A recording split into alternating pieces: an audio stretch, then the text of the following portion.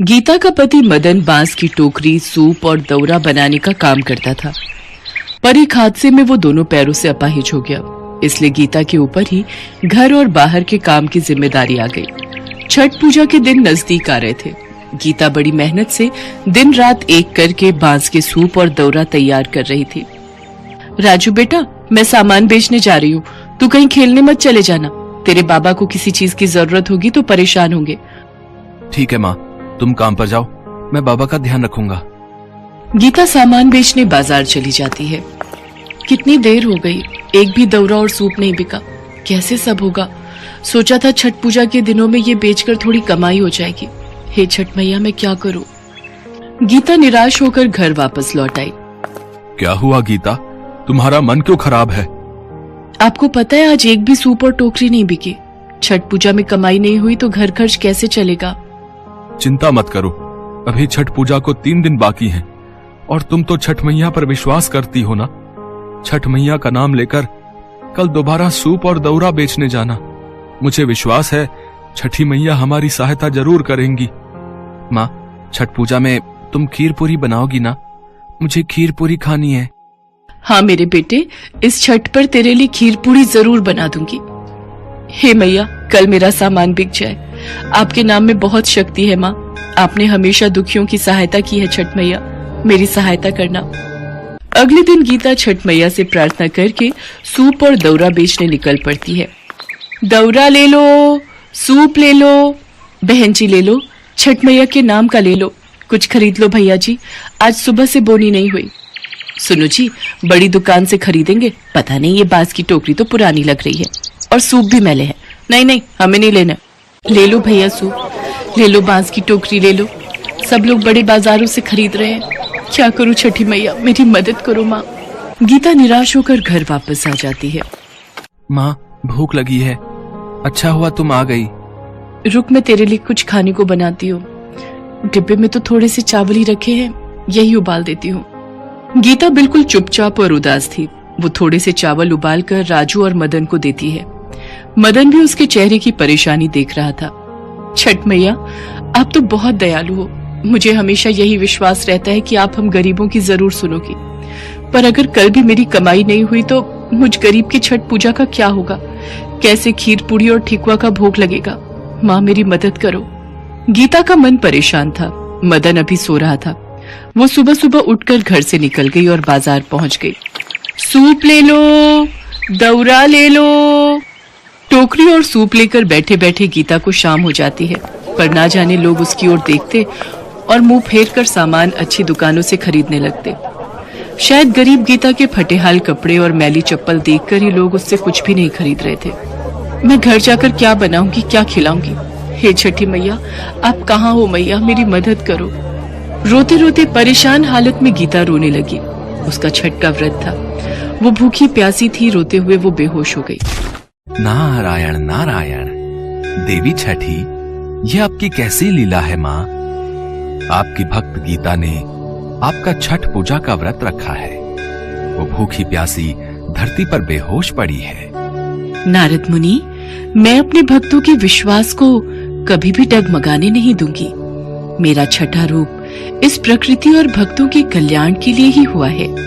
जो कोई भक्त प्रेम और श्रद्धा से मुझे याद करेगा, मेरा आशीर्वाद सदैव उनके साथ रहेगा। आप चिंता ना करें देवर्षि नारद, मेरे होते हुए मेरी भक्त गीता को कुछ नहीं होगा। देखते ही देखते छठी मैया एक बूढ़ी औरत का रूप ले लेती हैं और गीता के पास पहुंचती हैं और गीता के सिर पर हाथ फेरती हैं। बेटी, क्या हुआ? उठो। गीता होश में आ जाती है। आप कौन है माँ? बेटी, मुझे अपनी माँ ही समझो। माँ?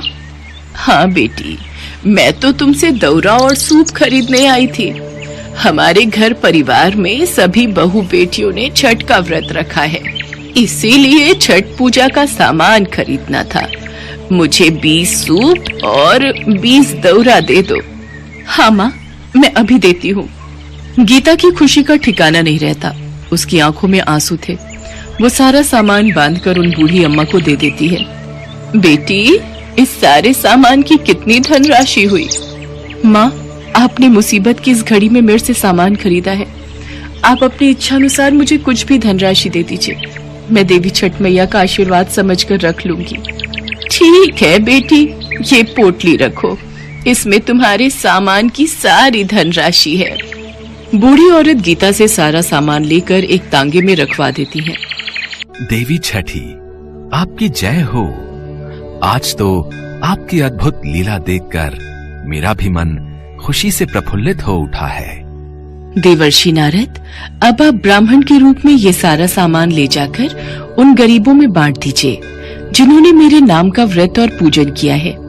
वो इस सारे सामान से पूजा करके मेरा आशीर्वाद ग्रहण करेंगे। जो आज्ञा छठ मैया। सही कहते हैं, जो कोई भी छठ पूजा करता है उसके सारे संकट आप दूर कर देती हैं।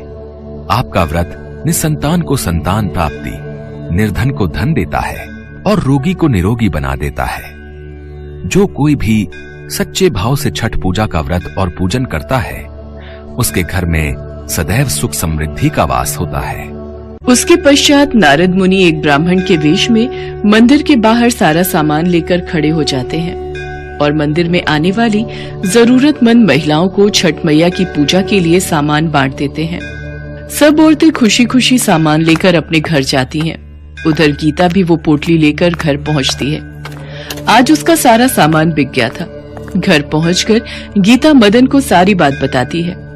जैसे ही गीता पोटली खोलकर देखती है, वो हैरान रह जाती है। इतने सारे सोने के सिक्के! सुनो जी, ये तो देवी मैया का चमत्कार है। वो बूढ़ी माँ कौन थी? कहीं सचमुच देवी मैया ही तो मेरी मदद को नहीं आई थी और मैं उन्हें पहचान नहीं पाई। ठीक कह रही हो गीता, सचमुच देवी मैया ही आज तुम्हारी मदद को आई थी। उन्हें पता है तुमने उनके नाम का छठ व्रत रखा है, इसलिए तुम्हारे व्रत को संपूर्ण करने के लिए देवी मैया ने ही वो रूप धरा। देवी मैया, आपकी जय हो। जय हो छठी मैया, आपने तो मेरी झोली खुशियों से भर दी। माँ आपकी जय हो। इसके पश्चात गीता सभी रीति रिवाजों के साथ पूर्ण विधि विधान से छठ मैया का व्रत रखती है। घाट पर जाकर सूर्य भगवान को जल देती है। छठ मैया के नाम का पूजन करके अपना व्रत पूर्ण करती है। उस दिन से छठ मैया के आशीर्वाद से गीता की जिंदगी के सारे दुख दूर हो जाते हैं। उस धनराशि से गीता मदन के पैरों का इलाज करवाती है और कुछ समय बाद मदन फिर से चलने लगता है। वे दोनों मिलकर हाथ जोड़कर छठ मैया को धन्यवाद देते हैं।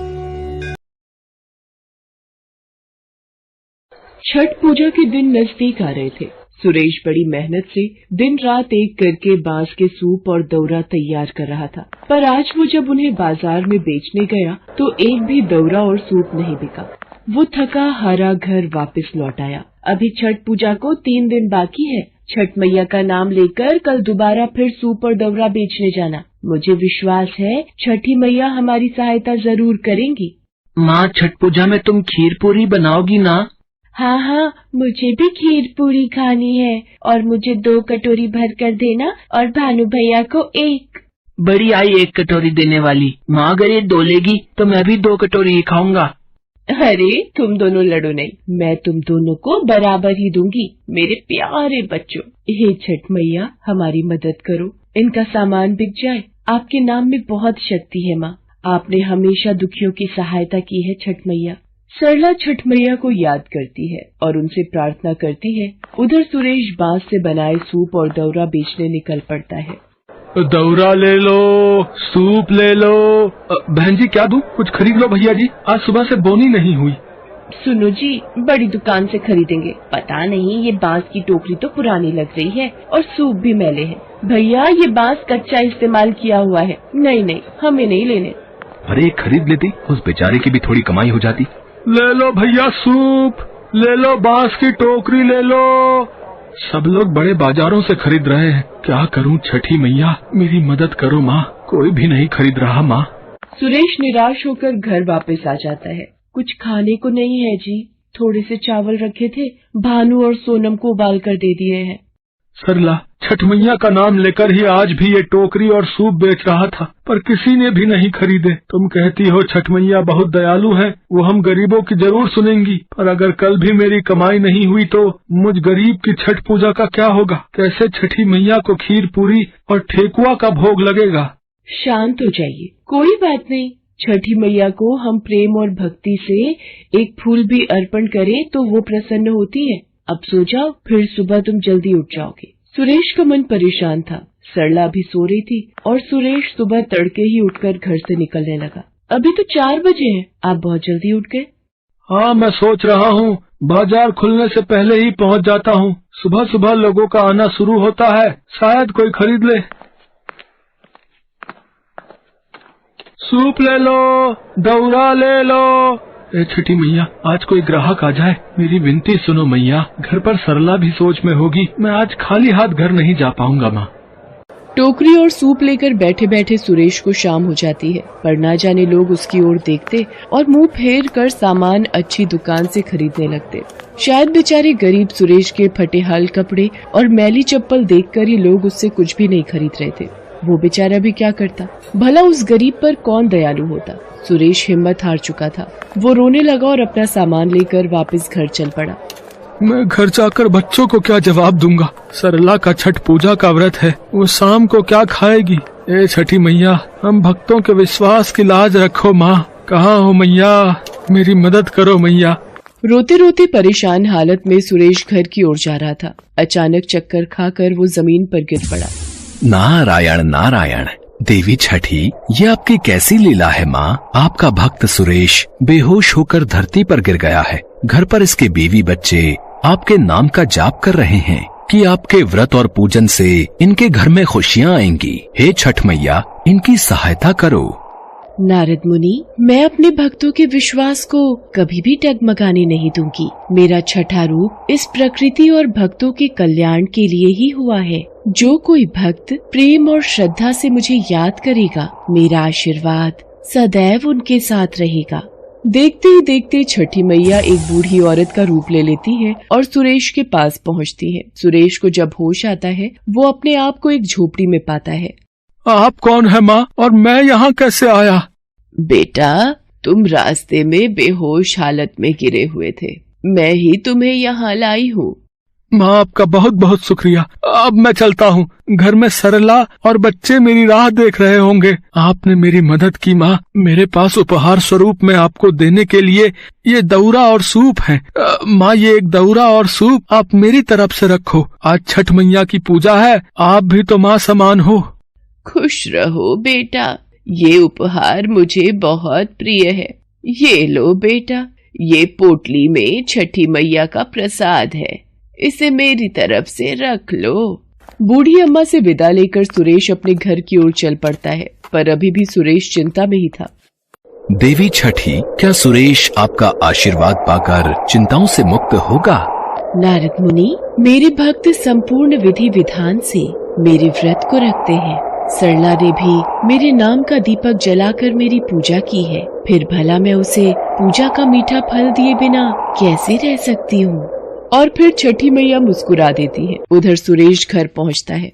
अरे, आप कहाँ रह गए थे? मैं बड़ी देर से पूजा के लिए आपका इंतजार कर रही थी। और ये 2000 रुपए इतने के ही थे ना, सब मिलाकर सूप और टोकरियाँ? बहुत खुश हुई वो महिला, बोल रही थी कि बाजार से नहीं खरीद कर ला सकी। किसी ने हमारा पता दिया था, तो जो आप घर पर रख गए थे वो सारे उन्होंने खरीद लिए। क्या? पर ऐसे तो कभी कोई खरीदने नहीं आया, और वो भी इतने सारे खरीद लिए। ए छठी मैया, आपकी लीला न्यारी है। सुरेश सरला को बेहोश होने और उन बूढ़ी अम्मा के मिलने की बात बताता है। अचानक उसे याद आता है कि उन बूढ़ी अम्मा ने सुरेश को छठ पूजा का प्रसाद दिया था। जैसे ही सुरेश प्रसाद की पोटली खोलता है, सुरेश और सरला दोनों हैरान रह जाते हैं। सोने के सिक्के?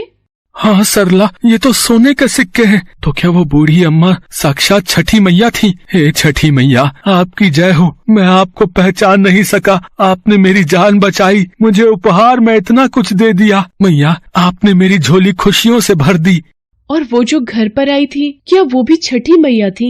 सुनो जी, छठी मैया ने हमारे जीवन में खुशियाँ दे दी। सरला छठी मैया को प्रणाम करके उनका व्रत और पूजन संपूर्ण करती है।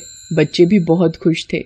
देवी छठी, आपकी जय हो। आज तो आपकी अद्भुत लीला देखकर मेरा भी मन खुशी से प्रफुल्लित हो उठा है। सही कहते हैं, जो कोई मनुष्य भी छठ पूजा करता है, उसके सारे संकट आप दूर कर देती हैं। आपका व्रत निसंतान को संतान प्राप्ति, निर्धन को धन देता है और रोगी को निरोगी बना देता है। जो कोई भी सच्चे भाव से छठ पूजा का व्रत और पूजन करता है, उसके घर में सदैव सुख समृद्धि का वास होता। आप लोगों को वीडियो कैसी लगी कमेंट में जरूर बताइएगा। Thanks for watching.